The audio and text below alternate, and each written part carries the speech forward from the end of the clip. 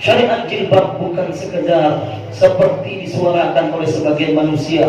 Dia bukan ranah HAM, dia bukan ranah kebebasan pribadi, tapi dia merupakan syariat dari langit, merupakan tuntunan Rasulullah. Setiap insan yang mengaku beriman, tidak halal lidahnya, tidak halal mulutnya mengatakan bahwa jilbab itu adalah kebebasan dan urusan pribadi. Apabila terucap olehnya kalimat seperti itu, ketahuilah pertanda mereka jauh sejauh-jauhnya dari tuntunan agama Allah dan Rasul. Maka kesempatan mereka adalah untuk bertobat dan untuk mencabut ucapan hal tersebut. Apabila mereka tidak mau berurusan dengan Allah, ingat, tidak ada manusia yang paling merugi kecuali manusia yang secara terang-terangan mau menentang Allah ataupun Rasulnya. Bagi kita kaum muslimin, SK 3 menteri itu merupakan hal yang tidak halal seujung kuku pun untuk dipakai.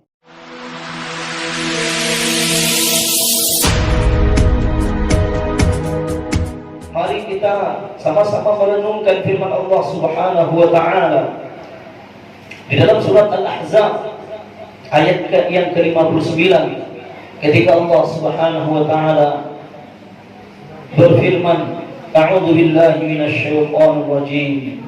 يا أيها النبي قل لأزواجك وبناتك ونساء المؤمنين يدنين عليهن من جلابيبهن ذلك أدنى أن يعرفن فلا يؤذين وكان الله غفورا رحيما.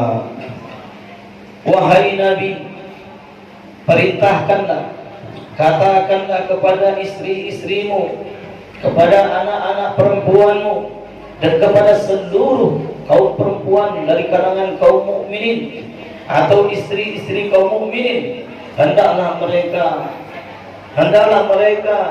menutupkan jilbab mereka kepada seluruh badan mereka. Hal demikian lebih dekat bagi mereka untuk dikenal dan tidak pula mereka disakiti, dan adalah Allah Maha Pengampun lagi Maha Pengasih. Kaum muslimin sidang salat Jumat akramakumullah, di antara prinsip penting dalam menjalankan agama ini kaum muslimin, bahwa kita sebagai insan yang beriman, insan yang mengaku bahwa Allah Subhanahu wa taala lah yang menciptakan segala dunia dengan segala isinya, yang telah menciptakan seluruh apa yang ada di langit, bahkan yang menciptakan semua yang ada di jagat raya ini. Allah lah yang memberikan rezeki kepada mereka, Allah lah yang mengatur kehidupan mereka, Allah lah yang menghidupkan dan yang mematikan mereka. Semuanya berada dalam kekuasaan Allah Subhanahu wa taala. Tidak satu pun makhluk di atas dunia ini, baik dia berpangkat ataupun tidak berpangkat, baik dia orang biasa ataupun dia orang yang tidak biasa, baik dia orang kaya ataupun dia orang tidak kaya. Pendek kata kaum muslimin, keimanan kita mengantarkan kita ada sebuah keyakinan bahwa tidak ada yang berkuasa di alam jagat raya ini melebihi kekuasaan Allah Subhanahu wa taala. Tabarakalladzi biyadihil mulk wa huwa ala kulli syai'in qadir. Maha tinggi, maha suci Allah. Di tangannya lah seluruh kekuasaan, dan dia atas segala sesuatu maha berkuasa. Keimanan ini menyebabkan kita tunduk dan patuh kepada Allah Subhanahu wa taala, dan di antara bentuk ketundukan kita adalah bagaimana kita mengetahui, mempelajari segala hal-hal yang telah Allah perintahkan, lalu kita mengerjakannya, dan juga berusaha untuk mengetahui segala hal-hal yang telah Allah larang, lalu kita meninggalkan dan menjauhinya. Oleh sebab itu, para ulama kita menyebutkan di antara dasar utama dalam memahami dan menjalankan agama Allah ini adalah firman Allah Subhanahu wa taala di dalam surat An-Nisa ayat ke-59.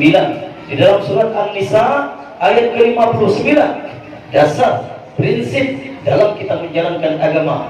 Ketika Allah Subhanahu wa taala mengatakan, A'udzu billahi minasy syaithanir rajim. Ya ayyuhalladzina amanu athi'ullaha wa ati'ur rasula wa ulil amri minkum fa in tanaza'tum fi syai'in farudduhu ila Allahi war rasuli in kuntum tu'minuna billahi wal yawmil akhir. Dzalika khairun wa ahsanu ta'wila. Apa kata Allah kaum muslimin? Wahai orang-orang yang telah beriman, Allah seru keimanan hamba-hambanya. Allah ketuk pintu hati yang telah dihuni oleh keimanan. Iman yang Allah seru kepada kita. Karena apa yang akan Allah sebutkan ini tidak akan mampu dilakukan kecuali oleh dasar keimanan, kecuali oleh dorongan keimanan. Keimananlah yang mampu membuat orang mampu mengenal, mengetahui serta konsisten istiqamah dalam setiap perintah dan larangan Allah Subhanahu wa taala. Wahai orang-orang yang telah beriman, taatlah kalian kepada Allah dan taatlah kalian kepada Rasul. Tak sedikit di antara ulama tafsir menyebutkan renungan tentang ayat ini, bahwa ketika perintah taat kepada Allah, Allah gunakan kalimat ati'u. Ketika perintah taat kepada Nabi Muhammad juga dipakai kalimat ati'u. Tapi ketika perintah taat kepada ulil amri tidak ada kalimat ati'u di awalnya. Apa hikmahnya kaum muslimin? Ketaatan kepada Allah mutlak di mana saja, kapan saja, dan hati kita mesti mengimani tidak ada celah untuk tidak taat kepada Allah Subhanahu wa taala.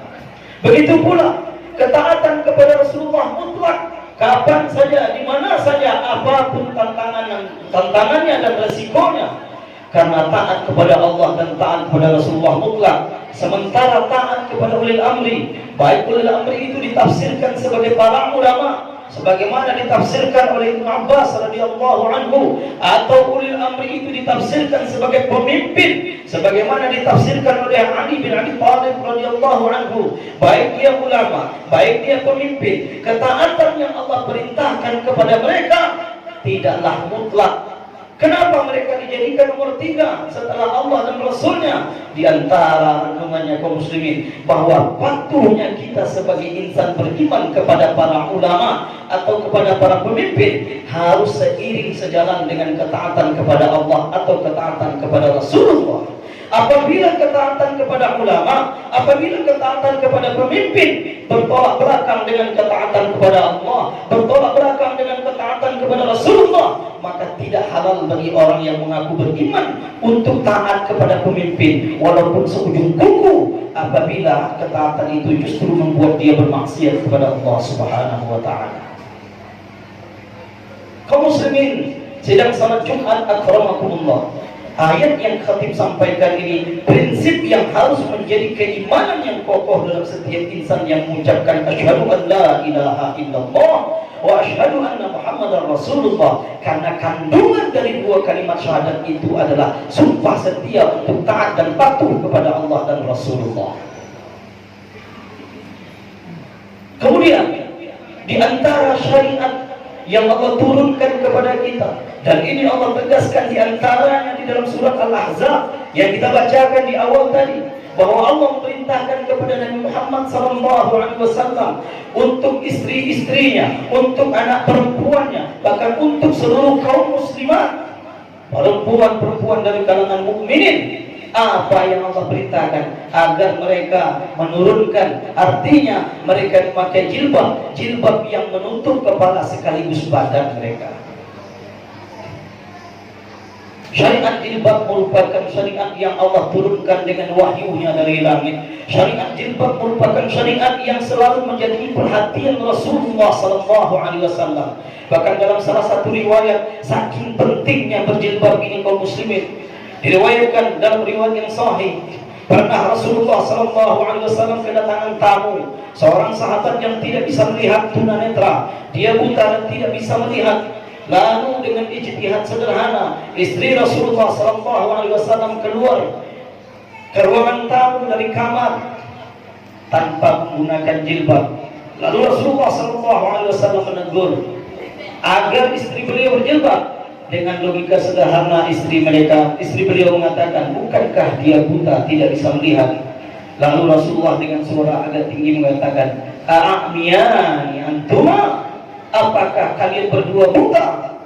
Apa yang dipahami oleh para ulama dari hadis ini? Saking pentingnya menutup aurat ini di hadapan orang buta pun Rasulullah menyuruh kita untuk menutup aurat. Syariat jilbab bukan sekedar seperti disuarakan oleh sebagian manusia.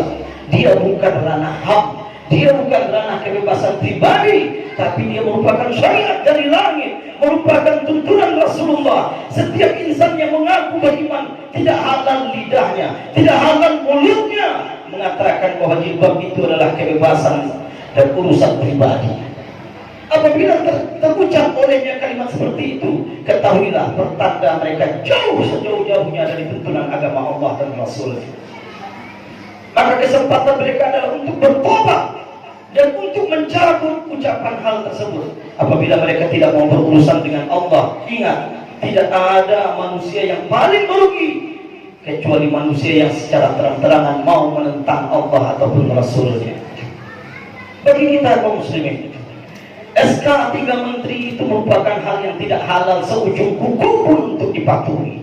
Meskipun khatib harus sadar sesadar-sadarnya, di dunia kepegawaian barangkali tidaklah ringan tantangannya, tidaklah ringan resikonya, tapi kita harus mencoba mendidik jiwa kita, harus mencoba melatih jiwa kita bahwa biarlah orang benci asalkan Allah sayang. Itu bukan sekedar ucapan kita, tapi itu merupakan keimanan yang betul-betul kokoh di dalam jiwa kita. Maka katakan setidak-tidaknya, alhamdulillah di Sumatera Barat kita temukan para ulamanya, para umaranya, para tokoh masyarakatnya bersatu padu mengatakan, bukan saja karena landasan agama Islam diperkuat oleh adat yang bersandi syarak yang bersandi kitabullah, adat mengatur syarak mengatur adat memakai. Orang Minang adalah orang yang tidak bisa dipisahkan dengan ketaatan dalam beragama kepada Allah Subhanahu wa taala.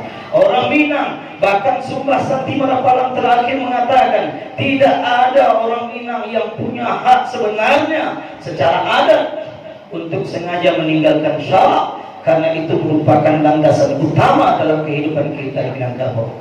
Agama kita tidak memberikan lisensi, adat istiadat kita di Minangkabau tidak memberikan izin. Atas dasar apa kita masih mau mengikutinya?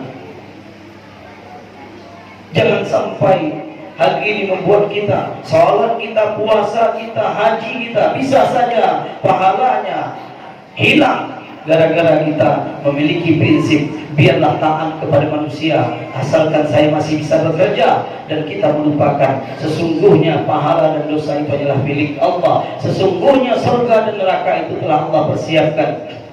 Oleh sebab itu, hidupkan kembali darah-darah Buya Hamka, hidupkan kembali darah-darah Muhammad Nasir, hidupkan kembali, katakan kepada masyarakat, katakan kepada orang bahwa kita menghormati setiap orang yang memimpin kita, tapi dalam batasan-batasan yang tidak menyeret kita untuk melanggar aturan Allah dan Rasulnya.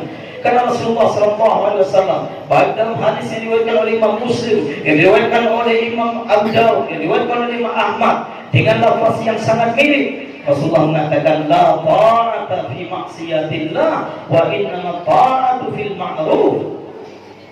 Tidak halal taat bagi orang beriman kepada siapapun kalau ketaatan itu justru bermaksiat kepada Allah. Taat kepada pemimpin dibolehkan selama pada hal-hal yang ma'ruf. Apa itu yang ma'ruf? Hal-hal yang sejalan dan senada dengan aturan Allah dan Rasulnya. Kami ingin menyampaikan bahwa wajib bagi kita untuk memberikan motivasi, memberikan penjelasan, memberikan semangat bahwa ranah untuk menutup aurat itu bukan ranah pribadi, tapi itu adalah salah satu syariat. Bahkan di antara sekian banyak hikmah dari menutup auratnya perempuan, di antara sekian banyak, bahwa masyarakat yang terbiasa dengan infak, masyarakat yang terbiasa dengan menutup aurat, tindakan kriminal dalam masalah seksual itu pasti akan menurun. Syahwat gejolak kaum laki-laki pasti akan menurun. Tapi ketika masyarakat tidak mempedulikan tentang aurat ini, maka secara hukum sosial masyarakatnya tingkat kejahatan seksual akan meningkat, dan tingkat perselingkuhan akan meningkat, tingkat gejolak syahwat kaum lelaki akan meningkat. Allah Subhanahu wa taala Maha mengetahui dengan kebaikan hambanya, maka disyariatkanlah menutup aurat dengan jilbab ini. Dia merupakan salah satu tanda keimanan bagi orang-orang yang beriman. Dia merupakan salah satu bentuk ketaatan dan sayang, beribu kali sayang. Apabila ada manusia, barangkali mereka tergiur dengan kekuasaan mereka, barangkali mereka lupa daratan dengan kekuasaan yang mereka miliki, sehingga tanpa memperhatikan ini dan itu, mereka membuat sebuah undang-undang, membuat sebuah surat keputusan yang jauh panggang dari api. Keputusan yang tidak sedikit pun boleh ditaati. Bahkan dalam kehidupan berbangsa bernegara, tidak sedikit pakar hukum yang mengatakan bahwa surat keputusan itu cacat dari tinjauan hukum, didasarkan dengan banyaknya bertentangan dengan undang-undang dasar dan pasal-pasal yang ada di dalam undang-undang negara ini. Atas apa mereka berkata? Allah yang Maha mengetahui niatnya. Kita cuma beriman, kita cuma takut, kita cuma berserah diri kepada Allah, dan kita tidak pernah mau mengikuti perintah siapapun kalau ternyata itu akan membuat kita terseret ke dalam neraka Allah Subhanahu wa taala.